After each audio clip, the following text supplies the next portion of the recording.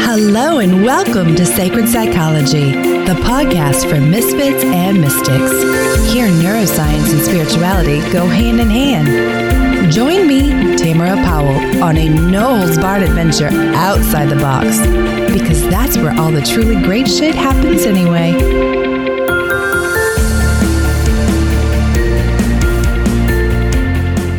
Welcome back to Sacred Psychology. I'm your host, Tamara Powell. One of the main focuses of this show is holistic health and wellness, the intersection and interplays between mind, body, and spirit. Nowhere do we see this play out more clearly and sometimes, unfortunately, more devastatingly than in chronic illness, whether that is psychological, emotional, physical, or spiritual. It is my firm belief that when one area is affected, the others are very, very likely to be as well.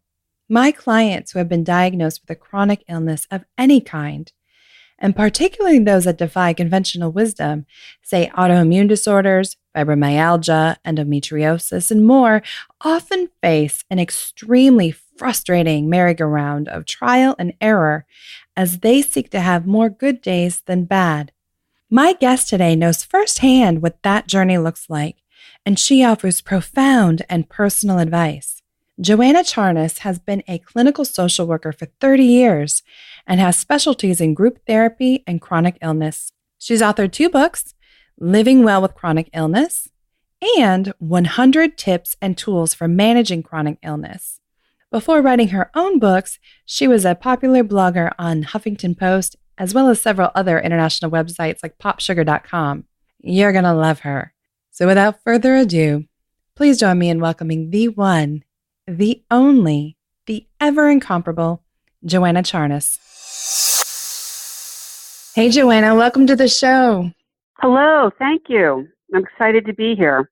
I am just so thrilled to finally have someone to talk about this pretty tough topic of living well with chronic illness. And you just could not be the more perfect guest for this subject. So, which is a fascinating thing to say, you know? I understand, but it's an important topic. There are lots and lots of sick people in the United States and many, many people living with chronic illness, staying at home, and many in the workforce and many in their communities. And sometimes the chronically ill are obvious to others and most of the time not. Right. Yeah. And I really want to dive into that a little bit more about what it is like to, walk around not feeling well, definitely having like autoimmune disorders and some of the other ones that people just don't see on the surface level and how tough that can be. But before we get into that, can you tell my listeners a little bit about you and how you came to be so passionate about this subject? I woke up when I was 19 one day terribly sick, and it took me 17 years to get a diagnosis.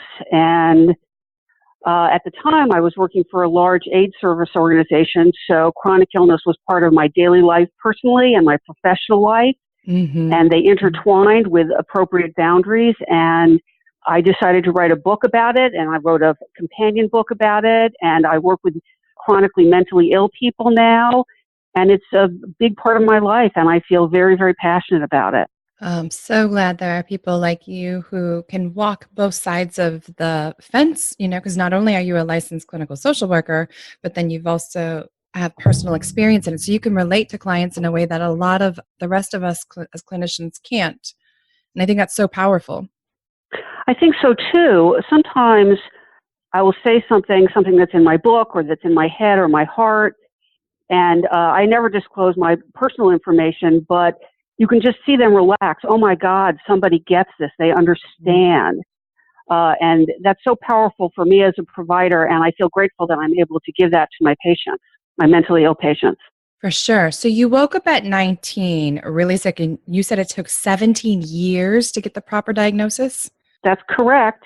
Oh my goodness. And what was the final diagnosis? I have chronic fatigue immune deficiency syndrome, which now has a new name that no one uses, but most people know it by chronic fatigue syndrome. And I have an overactive immune system, which makes me feel like I have the flu without flu symptoms a lot of the time. Oh, wow. I feel achy and tired a lot of the time.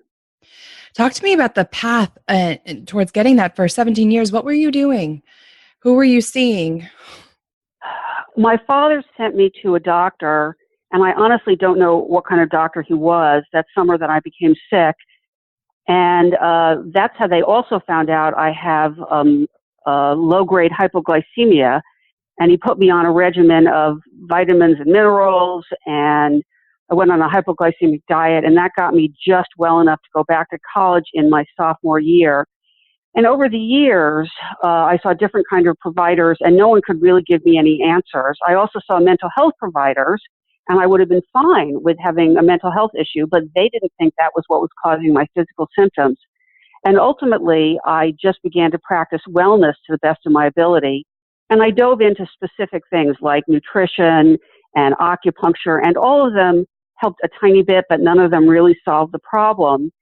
And what happened, and let me backtrack for a second, I always got sicker much more than other people, used up all my sick time. I'd be out of work for 2 weeks at a time, and I really stretched the limit of my sick leave and annual leave in order to stay employed. And what happened is I was working at the aid service organization that I was mentioning, and I had a wonderful, wonderful supervisor. I don't think she would mind me using her name, Carol Rosenberg. And after I got very sick the first time when I was under her supervision and kind of disclosed to her that I had ongoing problems, she basically encouraged me to demand answers. And at the time, I was part of a huge HMO, so I wasn't just seeing an individual provider. There was an entire system available to me. And with her support and guidance, I ended up at an infectious disease specialist who looked at my record and looked at me and talked to me and said, "Oh, I know what you have." Oh, and wow. The first words out of my mouth were, "I can't have that. Those people can't get out of bed." Mm-hmm. And she said, no, they can sometimes. And obviously I am one of those people. And turned out there was no treatment. So I waited 17 years to get a diagnosis. And the last thing I wanted to hear was that I had a disease that no one understood and that I had no standard course of treatment.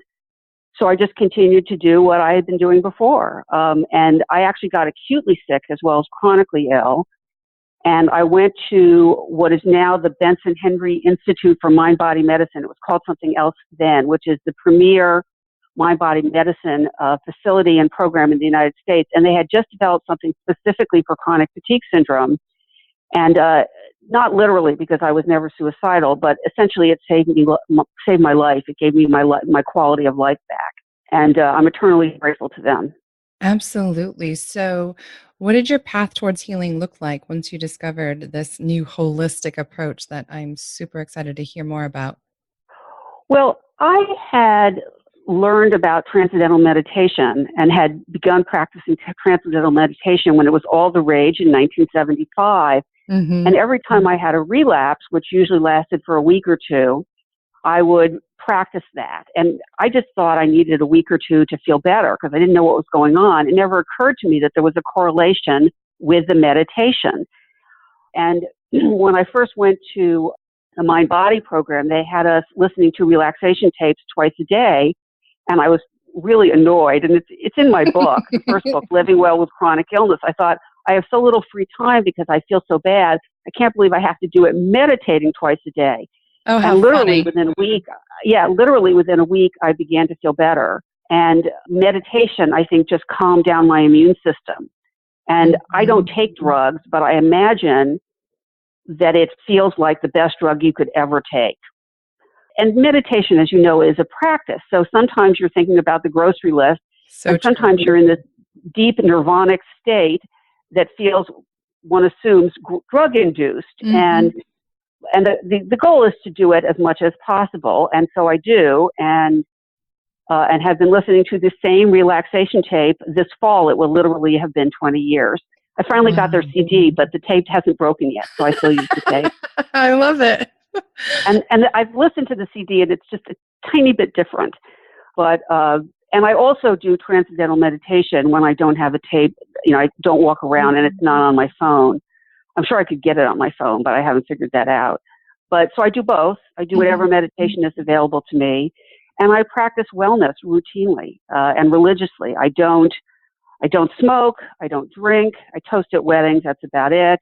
I practice good sleep hygiene, which means I try to get enough sleep every night.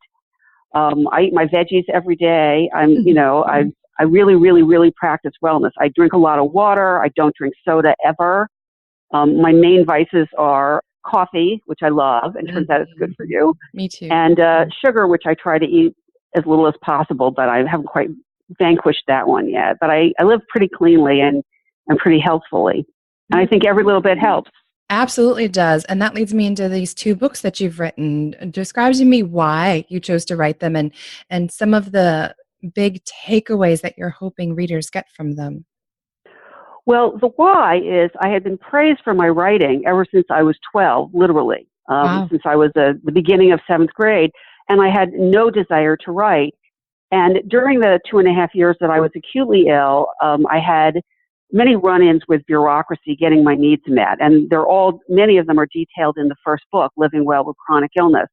And when it was over, I would tell my father sanitized versions of the stories without the anguish. My mother was deceased, so I wasn't telling her. And my father would say, I really think you need to write about this. And I would say, Daddy, I work with people with HIV and AIDS. Everybody has these experiences. They're not unique. I don't need to write them down.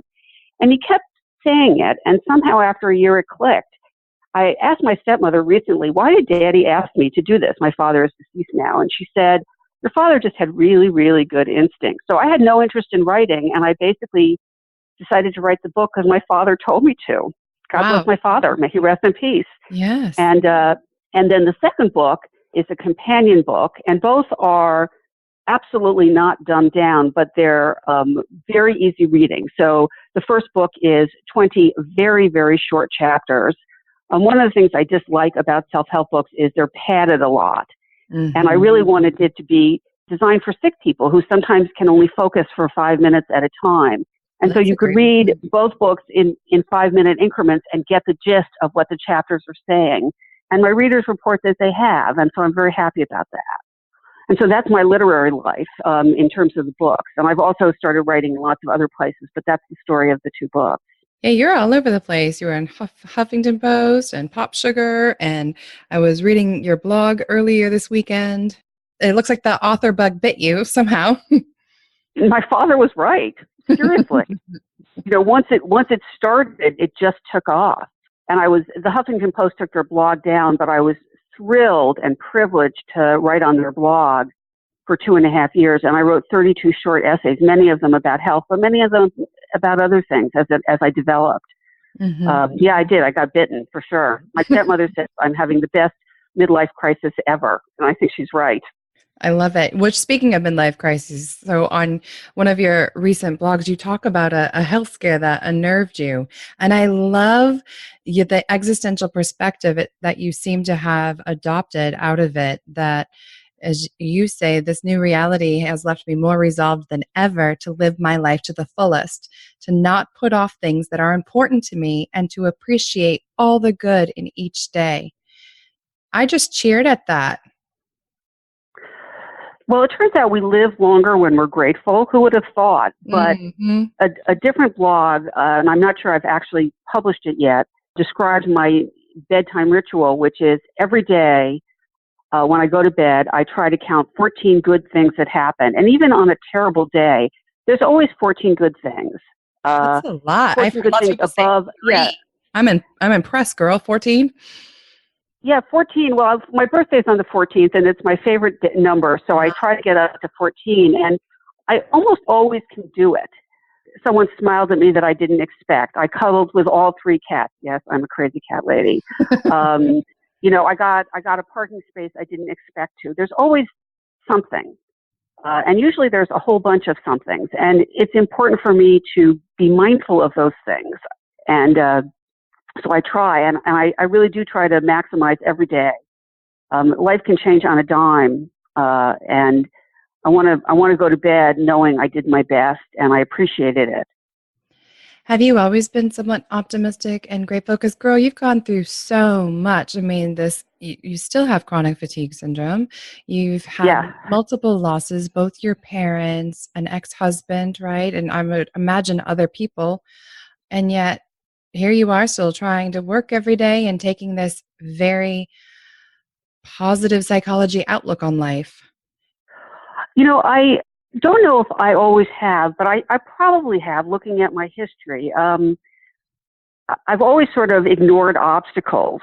And it's actually, I think it's in the second book, a little vignette about this. I've always applied for jobs that I was barely qualified for, applied to schools that I was maybe not qualified for, and been successful at in some way. I mean, my books are a perfect example. I had no literary training and basically found a publisher in 3 months. I read when I was 20 that Mark Twain, and I have not checked this, so it may not be true, said, all you need in life is ignorance and confidence, and then success is sure. And I've really lived by that. I hope that's well, true. I don't know if it's true or not. I really do. I haven't checked the citation. It's a good one, though. Because sometimes if somebody said it, even if it wasn't Mark Twain, and it's really been my guiding ethos since I read it, which is just try. If you fail, there's no harm in trying. Mm-hmm. For the most part, as long as it doesn't waste a lot of time or money or anybody else's time, money, or energy.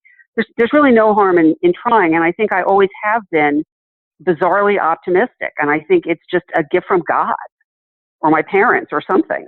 Always been very optimistic and remain optimistic for the most part. Absolutely. So, having worked with those with chronic illness myself, I would imagine that sometimes that's not so easy for someone in the initial stages of coming to terms with their illness and learning what extreme wellness will look like for them. So how has what you've gone through changed your outlook on therapy? Well, I try very hard to validate people's feelings and their pain. And I also try not to force my optimism on them. I had a patient this week or last week who, when I was trying to be optimistic, said, "You're being dismissive." And I said, "I'm so sorry, I don't mean to be." So I try to temper my own optimism with their reality. Mm-hmm. And I think all good therapists validate people's feelings, True. Regardless of what they are, mm-hmm. and support their strengths and take baby steps with them towards wherever they need to go. I don't do traditional therapy because I work in inpatient mental health and we only see people on a short-term basis, but I do supported counseling, which is more here and now, mm-hmm. trying to get them through the crisis. And I just think when I say certain things, they understand that I am not speaking, I can't really think of how to articulate this, that I know what I'm talking about. Mm-hmm. They intuitively get that without me having to disclose anything. And so I think being ill is so much a part of my life that I can say things like, yeah, I know that just sucks. And I work with young sailors and Marines, so I use that kind of language. Yeah, you're right. That just sucks. really try to help them. Sailors around here. Yeah, well, I do too, but I can't say it on your podcast. More marked experience, but I appreciate it. Yeah, sure. But I really just try to guide them to the best of my ability without being overly optimistic, because overly optimistic sometimes feels like disingenuous to them. But to really be with them in the moment and maybe help them take the next baby step towards healing. So let's go back to that piece about what it is like to not look sick, and yet you're not feeling well. And it really does frickin' suck to have to try and pull yourself out of bed every day and just even go through the motions. How does one even start to, and what can the rest of us who may not have any idea and don't know how to comprehend or don't know what to say, do you have any tips for those of us who might love someone with a chronic illness? Like, what should we say? What should we not say? What is it like to be in your body? I can only tell you what works for me, and mm-hmm. every relationship is different. And people need to, if you're in a close relationship, you need to tease it out and figure it out. And it's okay to say to someone, is this helpful? Is this not helpful? I don't want to be a burden and I don't want to patronize you. I think it's okay for people to say, are you okay? Is there anything I can do to help you? I think it's always okay to be empathic. I'm sorry you're having a bad day. Mm-hmm. I think with intimate partners, it's especially tricky because there's this balance and you don't want the relationship to be all about caregiving. Right. But you also want people to acknowledge that you're suffering. Yeah, that's tough. I think people who know me well can just look at my eyes and they know I'm fading out. Mm-hmm. And with all my relationships, what I have and what I think we all deserve is understanding. So all of my friends and my family understand that I may need to say, hey, I can't do that. I'm not up to it today. Mm-hmm. And no one has stopped being my friend because I canceled. And so for me, that's what my friends give me. They give me, I don't have to explain. I don't have to be embarrassed. I just have to say, I'm not doing well this weekend. I'm sorry. I'm going to have to cancel the movie or whatever. And they seem to be pretty understanding. I'm very independent, and there's definitely a downside to that because I don't ask for help when I should. I have a dear friend who kind of likes taking care of me, and so I've learned to ask for help a little bit from her. She gives me rides when I have outpatient surgery, that kind of thing. Oh, nice. Once she brought me groceries, but for the most part, I never ask for help. And actually, I would not recommend that. The upside is I always know I can take care of myself, but the bad side is I make myself sicker when I didn't need to. And that's fascinating too, because that has been my experience with most, if not all of my clients with autoimmune disorders. They are fiercely independent, do not want to be pitied, yet do want to be taken seriously, and don't typically like asking for help.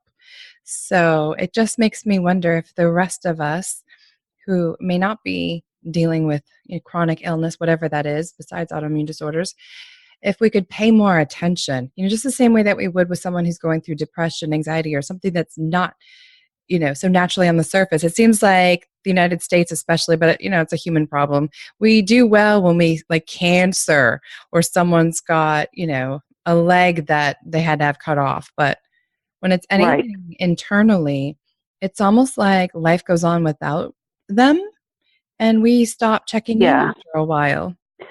Yeah, and I still, I've been dealing with this for almost 40 years, and I still have days when I think, oh my God, this is so hard. I just don't know if I can do it anymore. Mm-hmm. And I remind myself that I have been doing it for almost 40 years, and chances are I can do it for as long as I need to, and until something, unless something dramatic happens.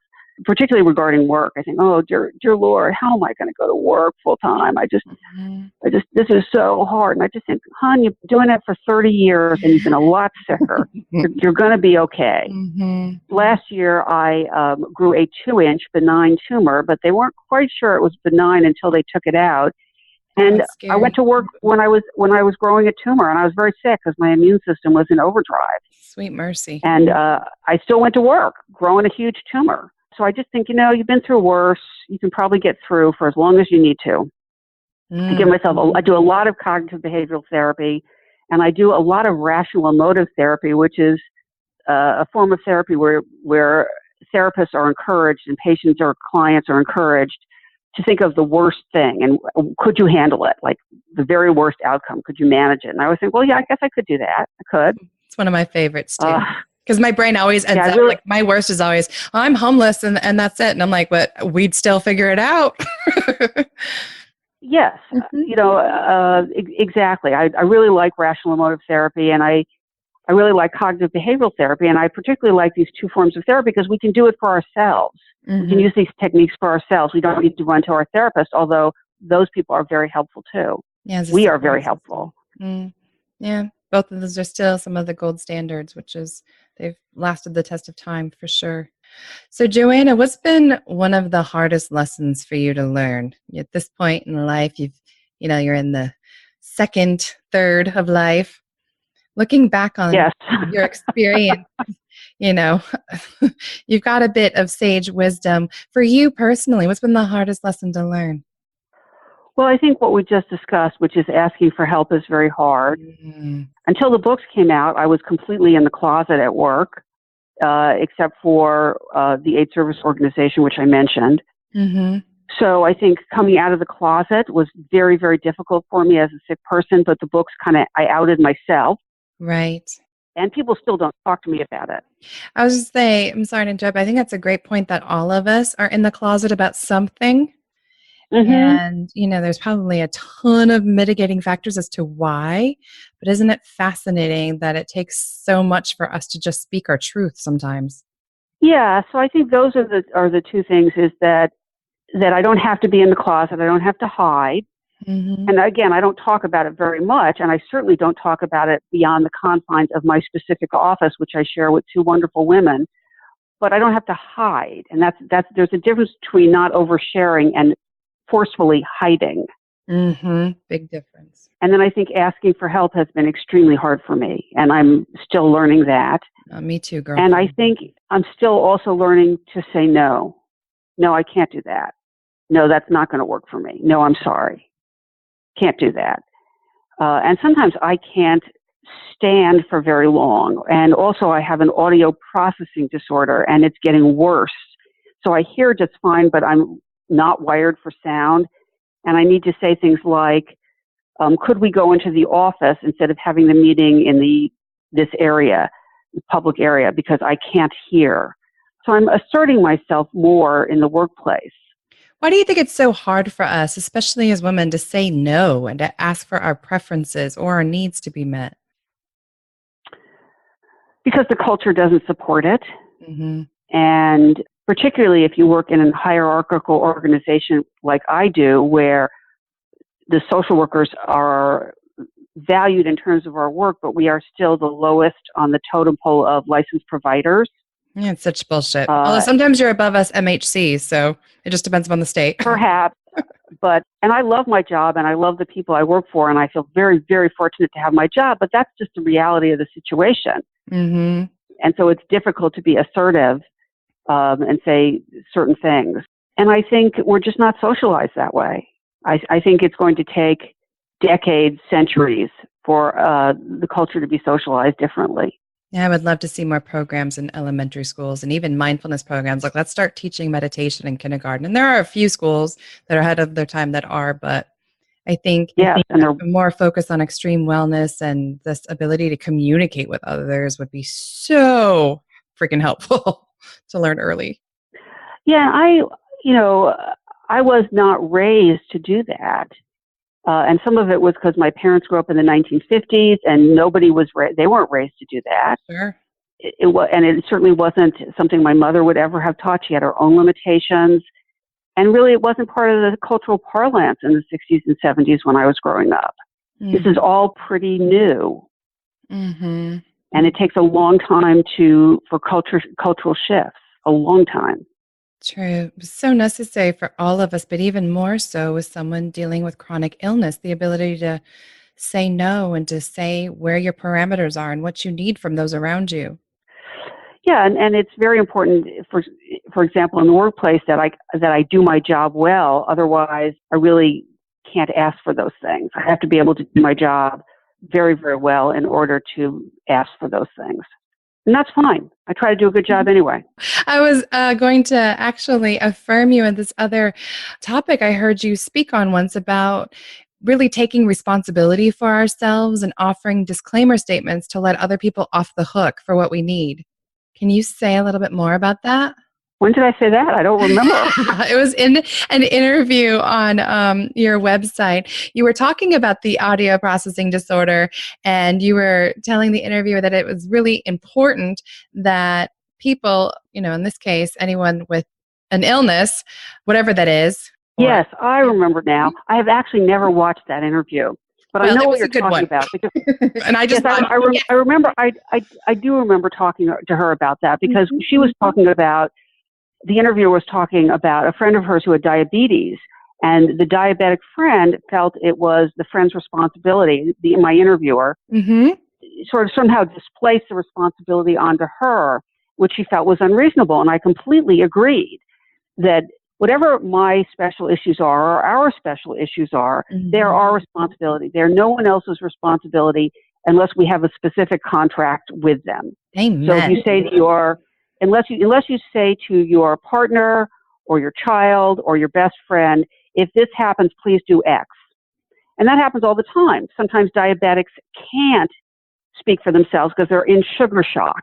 Right. But unless you have a very, very specific agreement with somebody where you are giving them control and asking them to take control, it is our responsibility as adults, as human beings, to take responsibility for ourselves. And so, just like at work, where I say, I just can't hear if there are two competing noises, could we go into a private room? Or in my office, no one listens to audio unless they're on headphones, because I will be unable to think clearly when I write notes if I have competing words coming in. Sure. And everybody's very nice about it. But it's my responsibility to say, these are my needs, and they're within reason. They're not unreasonable. Mm-mm. None of my office mates have complained recently. I had a nurse who was constantly who moved into my office temporarily and had sworn to me she would not have meetings in the office, and then had endless meetings in the office. And so that was a problem because I could not tune them out. And we worked it out. She moved her desk further away from me, and she had less meetings in my office. She had meetings elsewhere.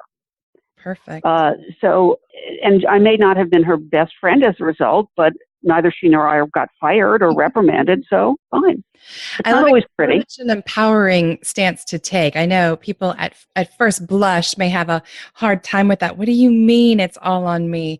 But I would much rather have it under my control than to put my, locus of control in somebody else's hands. And that's like shifting sand. One day they may be great, the other day that they're not. If we don't stand up and advocate, then we don't get the reality that we crave. So I don't think anybody likes being out of control. And I think it's this sort of yin-yang thing where my body is out of control to a certain extent, but I am in control about how I take care of it and how I ask others to be respectful of it. And it either works or it doesn't. And if I get it wrong, I'll apologize and try it differently the next time. And I get it wrong all the time. But, it's a lifelong process. And it's something that is constantly being fine-tuned. And that's okay. That's life. That's not just life with illness. We're all learning everything better. We should be. There are specific philosophies, and I don't know where they come from, but they can be distilled down to the meaning of life is to love in all its many forms, including art, and to learn. Mm-hmm. And so I'm constantly learning how to handle my illness better and how to handle myself in the world with this illness better. And that's what I'm supposed to be doing. So if I don't get it right the first time, like I said, if I can, I'll apologize and just try to learn from it and do better the next time. What is it that you wish those who have just really, begun their journey with chronic illness, what would you want them to know or hear from someone who's been there? That their pain is real, that their suffering is real, both the primary suffering of the illness and the emotional suffering, but that with time and effort and perseverance, which is probably redundant, you can still have much happiness in your life. Yes. I love that. There's still love. There's still joy. There's and even still sex, you and I talked about before the show. Oh, there's absolutely sex. Mm-hmm. Yeah, there's definitely sex. Mm-hmm. And that to not give up on any part of themselves or their lives. To stay the course. And if they need to break, that's okay. It's okay to take a break from trying new things, trying to get better, because constantly striving to improve would exhaust any reasonable human being. But to never stop completely. To keep trying, that there is success out there, even just in terms of managing something terrible. So the illness may never get better, but how we learn to manage it may get better. Mm-hmm. I love that. And how we learn to have joy in our lives can get better. That's true for all of us. That's just sage words of wisdom right there. Well, that's just life. It's just life. I have a friend who's my age, and I went to high school with him, so I've known him for 44 years. And he said, "Joe, did you ever think it'd be so hard in our 50s?" And I said, "No, I didn't. I thought we'd have it all wrapped up and nice and tidy." And he agreed that this decade has been more rewarding than we could have possibly imagined and more challenging than we could possibly imagine. We're always learning and growing. Always. We should be, at least. Yeah, otherwise you're dead. And I'm not ready for that yet.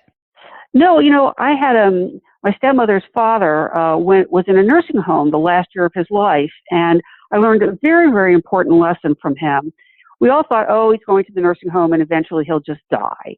And instead, he became involved in the patient's board, because every nursing home has a patient board, at least in certain states. Mm-hmm. It's regulated. The patients have to have their own board where they advisory board. And he fell madly in love.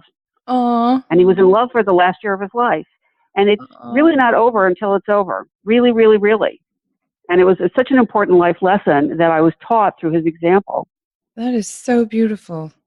It was wonderful. Wonderful. So, Joanna, and he did die in a year, but... Did he?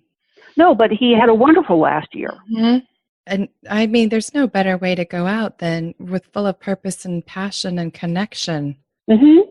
My stepmother says he would go into his girlfriend's room. She was diabetic, and I think she had at least one limb amputated, and they would just hold hands. But he told her very clearly, this is the real thing. I am really in love. And she could see that he really was. Oh, swoon. Such a good story. So that brings me to one of my last couple of questions for you then. What do you find most sacred, Joanna? Well, I have a personal relationship with God, and that is sacred to me, and it's one of the most important parts of my life, and I don't share it with a lot of people, but the people I do share it with, it's a deep connection we have. Mm-hmm. And I think the values that are embodied by social work are sacred to me. Yeah. Being kind and good and helping others is very important. I think taking responsibility for myself when I make mistakes is sacred to me. Kind of that striving to always be a better person is sacred to me. And love is always sacred in all its forms. Exactly. Do you think that your spirituality has helped your, journey with chronic illness? Oh, absolutely. I think that the two things that are most important to me are my faith, and not the faith that I will get better, but the faith that I can take care of myself, and I will be taken care of and led, and that I have that relationship with the Almighty, so I never feel alone. And the other thing that is most important to me is attitude. In my first book, I say attitude is the king, queen, and sun god all rolled into one. It's the most important thing we bring to our the challenges posed by our illness. And so for me, faith and attitude are the most important things, and those things will guide everybody. There's a tweetable moment. And if they don't have faith, that's fine. Not everybody does, but attitude will carry the day. Mm-hmm. So the books are Living Well with Chronic Illness and 100 Tips and Tools for Managing Chronic Illness. And I will have links to both of those in the show notes so that people can grab them and not have to pull over right now to try and write that down quick. But what's next for you, Lovely? Well, first of all, just one thing about the book. There is another book by the same title. So when your readers, or not your readers, your listeners, look Living Well with Chronic Illness, it needs to be the one by me, Joanna Charnas. And there's a third book that's been edited, and it's ready to go. And in a month or two, I'm going to see about getting it published. I'm not quite sure what I'm going to do with it, and it's completely different. It's about dating in my 40s. It's a fun book. Excited about that one for sure. That is my life right now. Yeah. Well, good luck. Mazel tov. Thank you. Maybe you wrote it for me. So other than that book, is there anything else on the horizon for you? Some really fun travel. And just staying the course at work. Just doing my best by our patients. I am so glad that you are doing what you're doing, and you are such a joy and a treasure. Thank you. Thank you so much for your time and your insight and all the things that you are sharing with the rest of us. Thank you so much for having me. I'm sorry I interrupted you several times. That's the audio processing thing. It's also just talking thing. It's common. We're good. Thank you so much, Joanna. I hope to connect with you further on the other side of this, and I can't wait to read that book.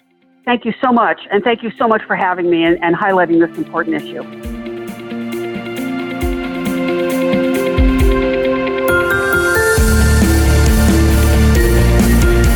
Thanks for listening to the Sacred Psychology Podcast. I pray you found some inspiration and empowerment to go out and make this life the most fulfilling possible. You can follow Sacred Psychology on Facebook and YouTube. If you haven't yet, please go to Apple Podcasts and subscribe, rate, and review this podcast. Tag us on social media and let us know what you think as well. Please note that the information provided is not meant to convey professional, psychological, or medical advice. If you could use such services, I highly recommend seeking them out from someone you trust. To get in touch with me personally or to see how we might work together, please check out ariatherapy.com or talesfromatrapezoid.com. Until next time, everyone.